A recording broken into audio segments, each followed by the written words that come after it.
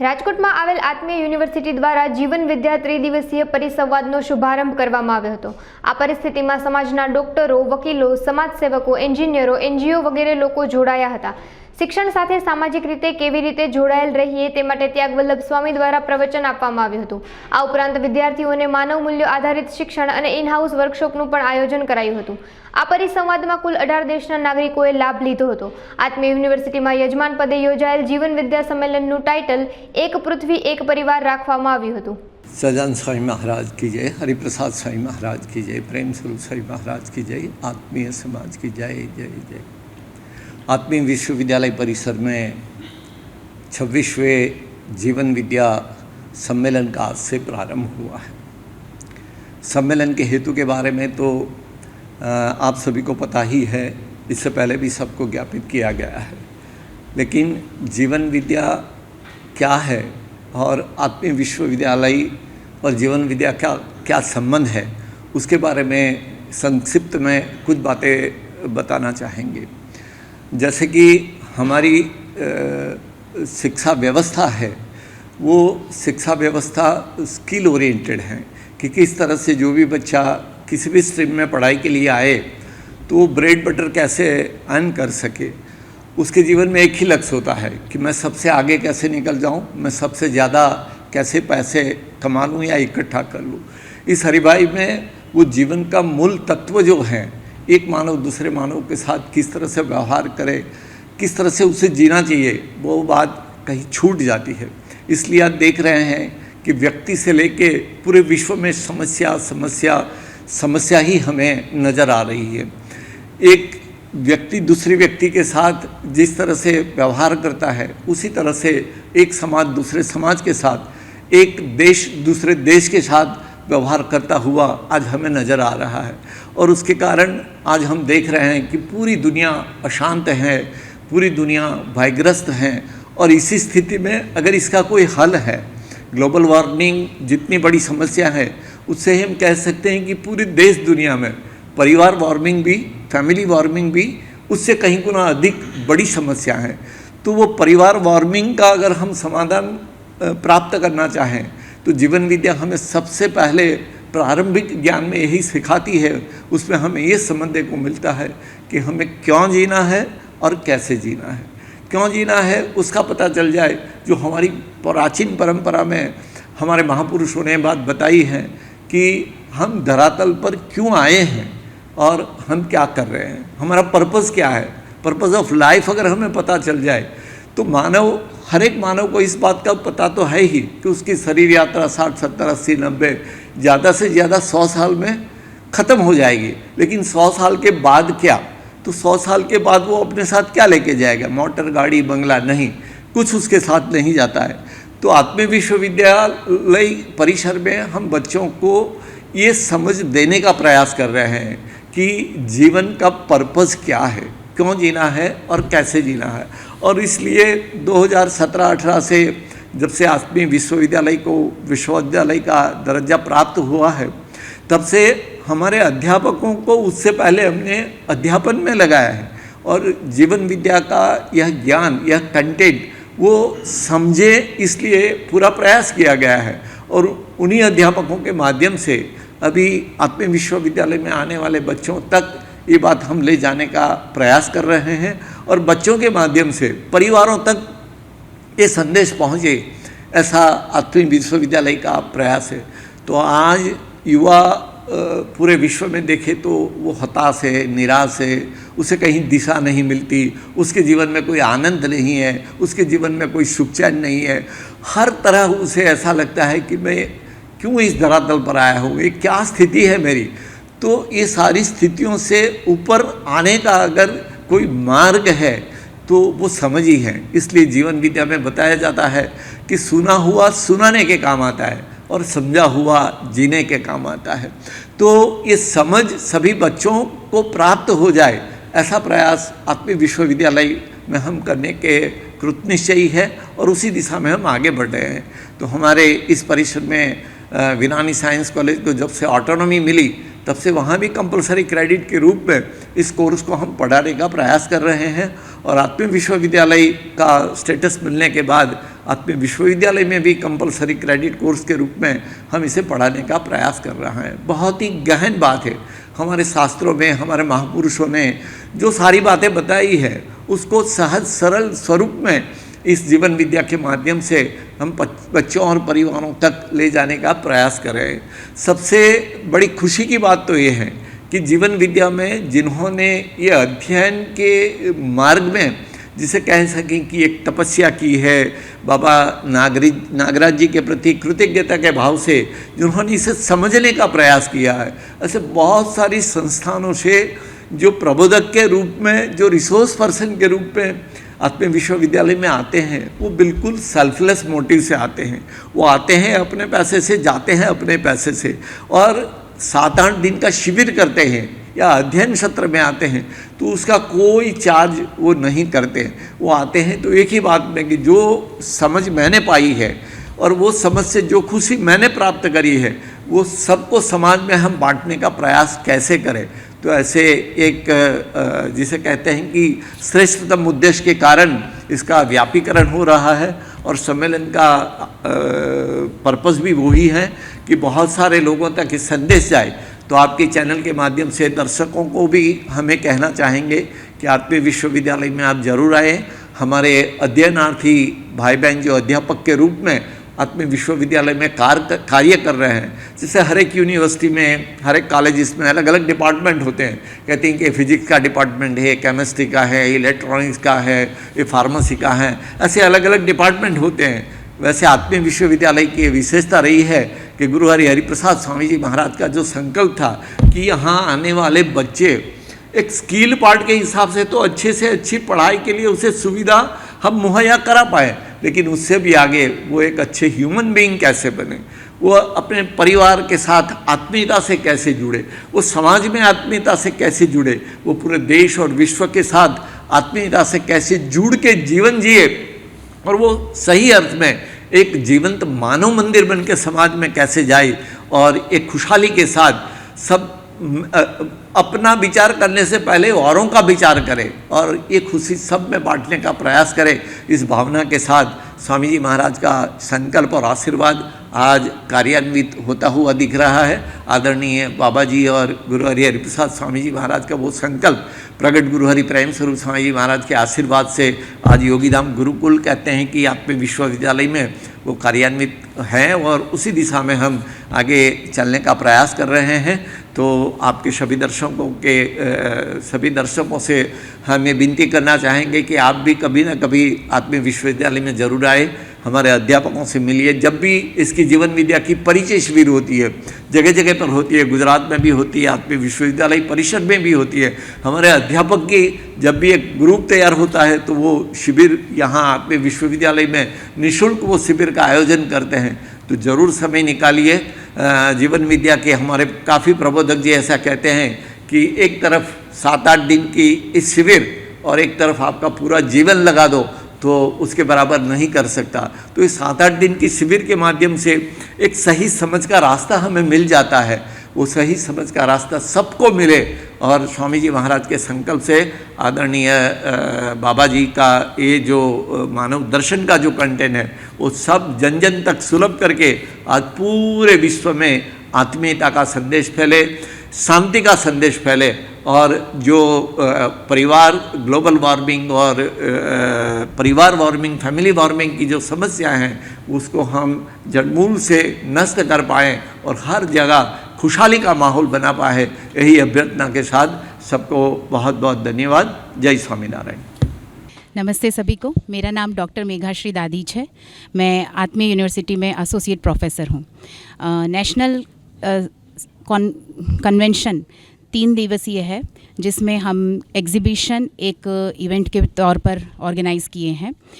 21st century में जैसा कि हम सभी जानते हैं कि modern education and technical education को बहुत ही ज़्यादा प्राथमिकता दी जाती है। लेकिन कहीं ना कहीं हम ह्यूमनिस्टिक अप्रोच और स्किल बेस्ड एजुकेशन से छूटते जा रहे हैं। साइंटिफिक लेवल पर जितना भी हमने एक्सपांशन किया है वो तो देखने को मिलता ही है, लेकिन उससे जो ड्रॉबैक्स हो रहे हैं, एनवायरनमेंट को जो हार्म हो रहा है, वो अपनी जगह पर नज़रअंदाज अब नहीं किया जा सकता है। इसी वजह से टीचिंग में भी जो सस्टेनेबल पेडागोजीज़ हो सकती हैं, साथ ही साथ लाइफस्टाइल को लेकर के, प्रोडक्ट्स को लेकर के, कॉस्मेटिक हो चाहे ऑर्गेनिक हो, एग्रीकल्चरल हो, उन सभी प्रोडक्ट्स को लेकर के किस तरीके के छोटे छोटे अभ्यास बच्चों ने किए हैं, उन सभी का प्रदर्शनी के थ्रू हम प्रस्तापित करेंगे उनको। ये बेसिकली अवेयरनेस क्रिएट करेगा प्रदर्शनी, ताकि लोगों को अपनी रूटीन लाइफस्टाइल में चेंजेस करने का प्रोत्साहन मिले। साथ में उनको ये भी शिक्षा मिल पाए कि कुछ छोटे छोटे प्रयासों से हम कैसे पर्यावरण को सुरक्षित कर सकते हैं और एक बड़ी संख्या में कंटिन्यूअसटी के फॉर्म में योगदान दे सकते हैं।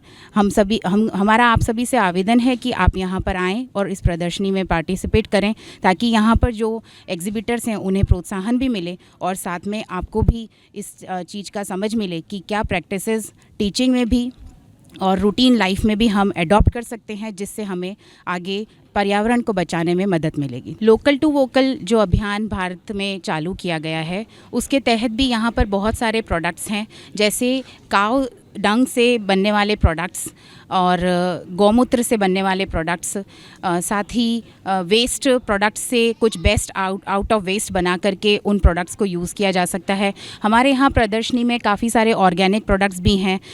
स्पेसिफिकली काऊ डंग से थाली, चप्पल, दिया, ये सब बनाया गया है।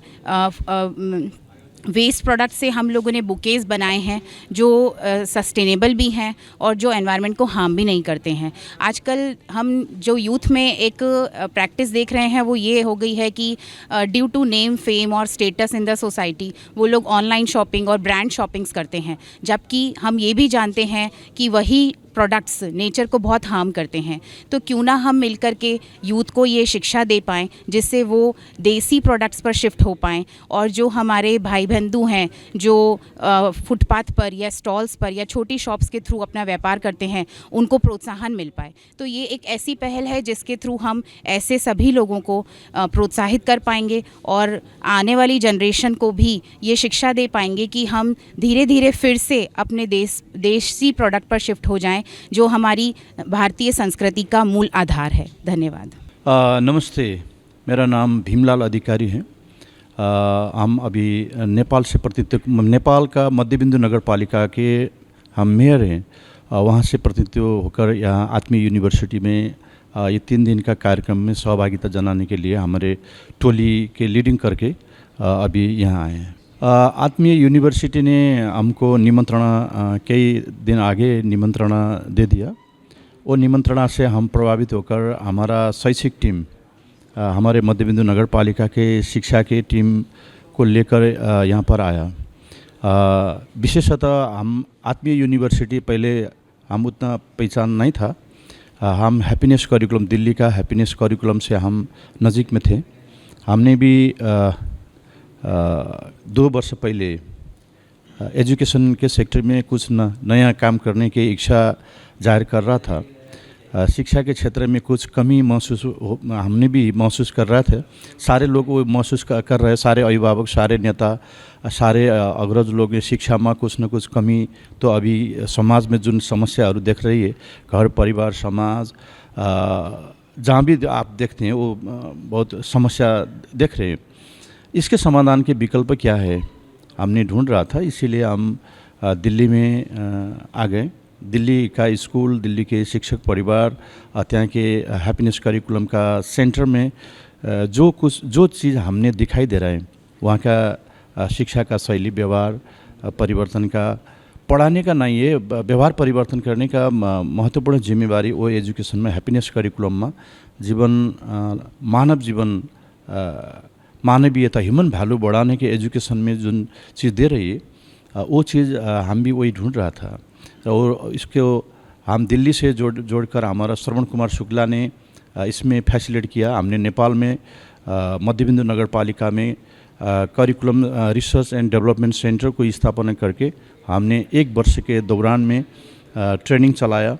ओरिएंटेशन होगा, शिविर संचालन किया। अभी हमने वो करिकुलम लॉन्च करके सारे विद्यार्थी, अभिभावक, शिक्षक परिवार में अभी शिक्षा में नया परिस्थिति सिर्जना हो रहा है।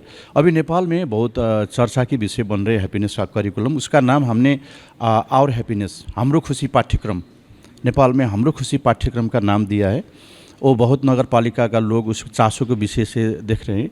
हमारे शिक्षा मंत्री विद्या भट्टराई, माननीय विद्या भट्टराई जी हैं, वहाँ के बाहुली से हमने एक करिकुलम का उद्घाटन हो गया र उसने भी ये करिकुलम अध्ययन करके राष्ट्रीय करिकुलम में भी समावेश करने की प्रतिज्ञा कर रही है। उसके साथ साथ हमारे प्रधानमंत्री ने भी हमारा करिकुलम का थोड़ा पार्ट अध्ययन कर लिया। उसने अभी ये शिक्षा में बहुत ज़रूरी महसूस करके हमको नगरपालिका को टीम हमारे धन्यवाद बधाई राष्ट्रीय मीडिया में भी वो दिया है। इसीलिए आज नेपाल में हाम्रो खुशी पाठ्यक्रम यानी कि दिल्ली में जो हैप्पीनेस करिकुलम है, जो आत्मीय यूनिवर्सिटी और ह्यूमनाइजेशन वैल्यू बढ़ाने की एजुकेशन की पार्ट से जोड़ रही है, ये बहुत महत्वपूर्ण विषय है। आज मानव जीवन में 8 अरब मान्छेको मानिसहरूका सारे आदमी को ये जानना चाहिए, बुझना चाहिए, ये अनुसरण करना चाहिए। इसीलिए हम आत्मीय यूनिवर्सिटी को जो पत्र भेजा, हमको निमंत्रणा हुआ, हम इसीलिए इसमें शिक्षा के थ्रू हम कुछ बदलें, समाज बदलें, रूपांतरण करें, इसी मकसद से हम आज यहाँ पार्टिसिपेट होना आ रहे हैं। મારું નામ Vishal Dineshbhai Chavda, farm to family organic સ્ટોરને હું રિપ્રેઝેન્ટ કરું છું। હાલમાં જ રાજકોટમાં ઇન્દિરા સર્કલ પાસે સ્ટોર ચાલુ થયો છે। ખાસ તો આજે આત્મીય કોલેજે આવું સરસ આયોજન કર્યું છે, જેમાં એક સારું જીવન જીવવાના અગત્યના પાસાઓ એને કવર કરવાની આત્મીય કોલેજના મેનેજમેન્ટે ખૂબ સરસ પહેલ કરી છે। જ્યારે એક સારા જીવનની કલ્પના કરીએ, એમાં એક ઓર્ગેનિક અને તંદુરસ્ત ખોરાક એ એનો એક અવિભાજ્ય અંગ છે। આવા જ એક સુંદર મિલેટ્સ, સારા ઓર્ગેનિક શાકભાજી, ઓર્ગેનિક અનાજ, કઠોળ, આની એક દુનિયા ફાર્મ ટુ ફેમિલી સ્ટોરે પણ રાજકોટના શહેરીજનોને પૂરી પાડવાનો સંકલ્પ કર્યો છે। આજે ભારતના દેશમાં એક મિલેટ ઈયર તરીકે ઉજવવામાં આવી રહ્યું છે। 5 પોઝિટિવ મિલેટ અને 5 ન્યુટ્રલ મિલેટ, આનો જેમ જેમ વપરાશ વધશે તેમ તેમ શહેરીજનોની તંદુરસ્તીમાં પોઝિટિવ ફેરફારો આવશે। અનેક રોગો જે આજના સમાજમાં ઘર કરી ગયા છે, આ રોગો સામે સારી રીતે ફાઇટ કરવાની એક મોટિવેશન મળશે। આ ઉદ્દેશ્યથી માત્ર મિલેટ્સ જ નહીં, પણ મિલેટ્સમાંથી બનેલા પાસ્તા, મિલેટ્સમાંથી બનેલા નૂડલ્સ, એમાંથી બનેલા બિસ્કિટ, એમાંથી બનેલી અલગ અલગ પ્રકારની કમસે કમ 50થી 60 વેરાયટીની વસ્તુઓ આવું અમે ક્રિએટ કરી છે। આ મિલેટ્સ વધુમાં વધુ લોકોના ખોરાકમાં જાય એ સારું। અંગ્રેજો એવું કીધું કે આ બધું ધાન એ હલકું ધાન, હલકું ધાન એટલે ગરીબડું ધાન ના, હલકું ધાન એટલે ગરીબડું ધાન નહીં। હલકું ધાન એટલે એવું ધાન કે જે ડાયજેસ્ટ કરવામાં હલકું હોય, જે તમારી ડાયજેસ્ટિવ સિસ્ટમને બહુ ખરાબ રીતે ઇફેક્ટ નહીં કરે, પણ તમારી તંદુરસ્તીમાં એડ કરે। આ હતું આપણું હલકું ધાન। બાજરો, કાંગ, હરિકાંગ, કોડો, ચેનો, રાગી, આવા અનેક વસ્તુઓમાંથી આજે લુપ્ત થતી જાય છે। તો લોકોમાં આને લગતી જાગૃતતા આવે એવો અમારો એક પ્રયત્ન છે। અને અમારા આવા તમામ પ્રયત્નોને જે તે સમયે આત્મી યુનિવર્સિટી હંમેશા ખૂબ સપોર્ટ કર્યો છે અને અમને મદદ કરી છે। આ બદલ અમે આ મેનેજમેન્ટના ખૂબ આભારી છીએ અને આ વસ્તુઓનો વધુમાં વધુ આપના સુધી પહોંચે એ માટે ફાર્મ ટુ ફેમિલી ઓર્ગેનિક પ્રયત્નશીલ છે। ખાસ સાહેબ, અત્યારે ફાસ્ટ ફૂડ વગેરે તો ચાલી રહ્યું છે, પણ એની જે બેઝ છે એ જ્યારે તમે કોઈ પણ એક બોટલમાં ચીઝને રાખશો અને પાણીમાં ને એમાં એને મિક્સ કરીને રાખશો થોડો ટાઈમ, તો તમને ખ્યાલ આવશે કે એ 3 દિવસમાં એની શું હાલત થાય છે। એ હાલત આપણા પેટમાં જાય છે। અત્યારે ઓર્ગેનિક ખેતી જે પ્રકારના પેસ્ટિસાઇડ યુઝ થાય છે, ખેડૂત દ્વારા યુઝ કરવામાં આવે છે, એ સીધા જ આપણા પેટમાં પહોંચે છે। અત્યારે એક પ્રયત્ન એવો છે કે ઓર્ગેનિક ખેતી કરવામાં આવે, ગાય આધારિત ખેતી કરવામાં આવે, જેમાં ઓછામાં ઓછા કેમિકલનો યુઝ થાય। આ પ્રકારનો એક પ્રયત્ન થશે તો જ આપણી સેહત જળવાશે। વધતા જતા ડાયાબિટીસના કેસ, કેન્સરના કેસ, બ્લડ પ્રેશરના પ્રશ્નો, આ બધા પ્રશ્નો ખૂબ વિકટ થતા જાય છે અને એક સમય એવો આવશે કે આપણી હાથવાર પરિસ્થિતિ જશે। આ સમયે જ્યારે ખેડૂત જાગી રહ્યો છે, એ એક પ્રાકૃતિક ખેતી કરવા મથી રહ્યો છે, ઓર્ગેનિક વસ્તુ આપવા તૈયાર છે, ત્યારે શહેરીજનોએ આગળ આવવું પડશે અને એમને સપોર્ટ કરવો પડશે। આ પ્રકારનો એક ब्रिज रूपे काम farm to family organic store करी रह्यो छे। मेरा नाम डॉक्टर घनश्याम आचार्य है। I am professor emeritus in Atmiya university. Atmiya university 26वां राष्ट्रीय सम्मेलन जीवन विद्या का मध्यस्थ दर्शन की रोशनी में प्रोग्राम कर रही है। इस 3 दिन के जो प्रोग्राम हो रहा है, ये पूरा का पूरा 2014 से आत्मीय यूनिवर्सिटी में इंट्रोड्यूस हुआ है। शिक्षा के साथ संस्कार कैसे मिले, ये स्वामी जी की भावना है। तो शिक्षा तो सभी इंस्टीट्यूट और यूनिवर्सिटी देती है, लेकिन शिक्षा के साथ संस्कार की अभी जो ज़रूरत है वो आत्मीय विश्वविद्यालय इसी माध्यम से बच्चों को, फैकल्टी मेंबर को, सभी को ये 3 दिन का ये सम्मेलन है उसी से ज्ञात करेंगे। और वैसे ही पूरे साल बच्चों को वही पढ़ाया भी जाता है और एक्टिविटी भी कराई जाती है। इसी हिसाब के जो डिटेल आपको दे हमारे जो प्रबोधक है सोमदेव त्यागी जी, मैं उसको रिक्वेस्ट करता हूँ कि ये पूरे 3 दिन के सम्मेलन और जीवन विद्या के मध्यस्थ दर्शन के बारे में रोशनी डालें। Thank you. देखिए, आज जब हम 2024 में बात कर रहे हैं और यहाँ पे राष्ट्रीय जीवन विद्या सम्मेलन, जो कि अभी तक का 26वां राष्ट्रीय जीवन विद्या सम्मेलन है, तो जीवन विद्या मूलतः मध्यस्थ दर्शन की एक परिचयात्मक प्रस्तुति के रूप में है।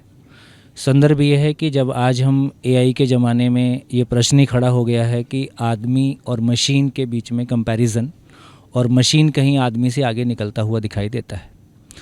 दूसरा, इस धरती पे तो हज़ारों साल से तपस्या हुई है। तमाम महापुरुषों ने इस बात की ही है कि शिक्षा में क्रांति और शिक्षा में कहीं ना कहीं ब्रह्म विद्या को लाएं। इस आत्मीय कैंपस के गुरुजी स्वामी हरिप्रसाद जी की भी ये आत्मीय भाव रहा कि शिक्षा में ब्रह्म विद्या को कैसे लाया जाए। भारत की तमाम जो भी धार्मिक आध्यात्मिक परंपराएं हैं उनमें बहुत कुछ अच्छी चीज़ें कही गई हैं। लेकिन आज जब हम शिक्षा के प्लेटफॉर्म पे खड़े होकर बात करते हैं तो बहुत सारी आस्थाओं को शिक्षा में नहीं लाया जा सकता।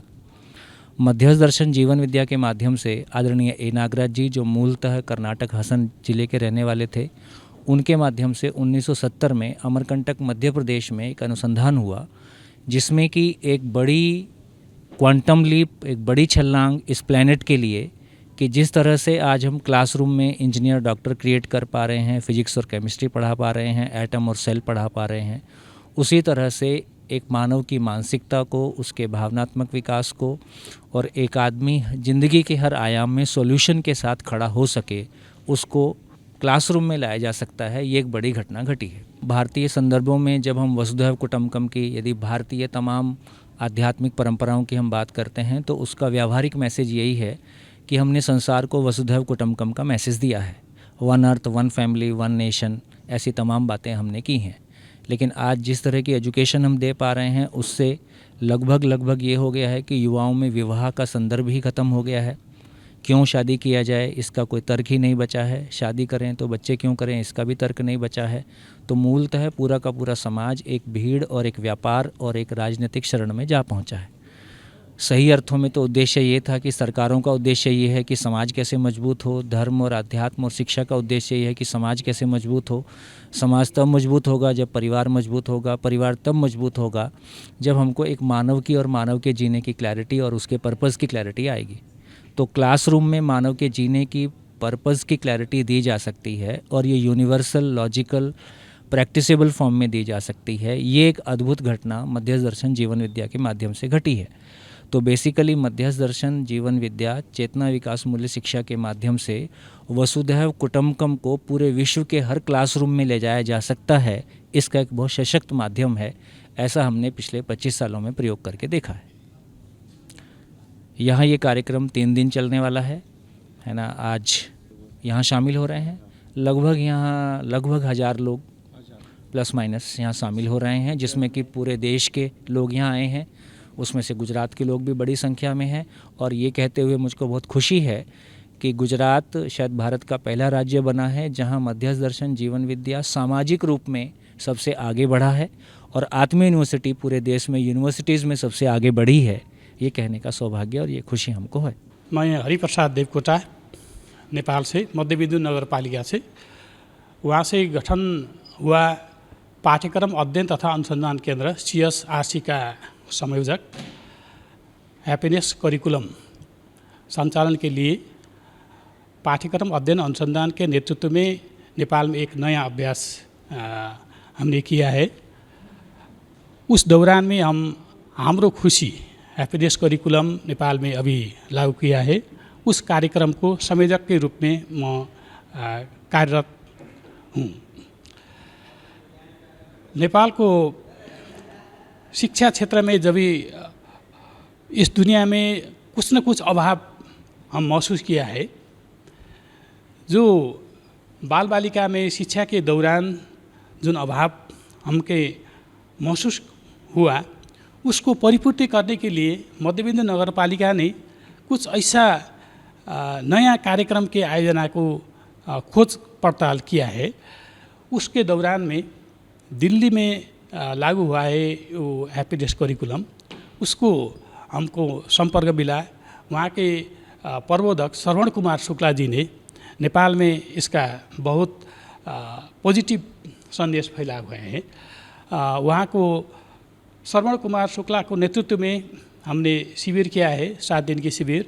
वहाँ के आमंत्रण से हम दिल्ली के हापुड़ में 7 दिन के जीवन विद्या शिविर भी किया है। उस शिविर के बाद हमको ज्ञात हुआ है कि ये जीवन विद्या नहीं मानव के लिए सबके निकास के एक माध्यम है। उसके लिए मध्यस्थ दर्शन जिसका प्रबोधक ए नागराज है, वो नागराज के दर्शन के साथ में जो हमने उस शिविर में 7 दिन की शिविर में सीखने के मौका पाया, उसके लिए अत्यंत हम लोग प्रभावित हुए हैं। इसके माध्यम से हमारा बाल बच्चा के जीवन व्यवहार में परिवर्तन लाने के लिए हैप्पीनेस करिकुलम नेपाल को लागि भी बहुत महत्वपूर्ण है। इसके लिए उसका इनिशिएशन हमारा नगरपालिका मध्यबिंदु नगरपालिका से हमने किया है। वहाँ के एजुकेशन मिनिस्टर उसके बाद वहाँ का मुख्यमंत्री भी इस कार्यक्रम का संचालन के लिए, उद्घाटन के लिए वहाँ नेपाल के मध्यबिंदु नगरपालिका में आए हैं। अभी हम लोग प्रारंभ में जो हैप्पीनेस करिकुलम के प्रभाव बच्चों में दिखा है, इसके माध्यम से हमें ये कॉन्फिडेंस हुआ है कि ये पाठ्यक्रम बहुत अच्छा है। इसके माध्यम से हम बच्चे के व्यवहार में पॉजिटिव परिवर्तन ल्याउने के लिए हम सफल होंगे। और यो आत्मीय यूनिवर्सिटी, इसका नाम भी बहुत सुंदर नाम है। इसके नाम से भी हम बहुत प्रभावित है। जो सौभाग्य हमको मिला है यहाँ आने के लिए, जो शिक्षा हम नेपाल में शुरू किया है, वो शिक्षा के लिए थप स्रोत जुटाने के लिए भी ये सम्मेलन हमारा लिए बहुत प्रभावकारी होगा। यही हमारा यहाँ आने का उद्देश्य है। धन्यवाद, नमस्कार।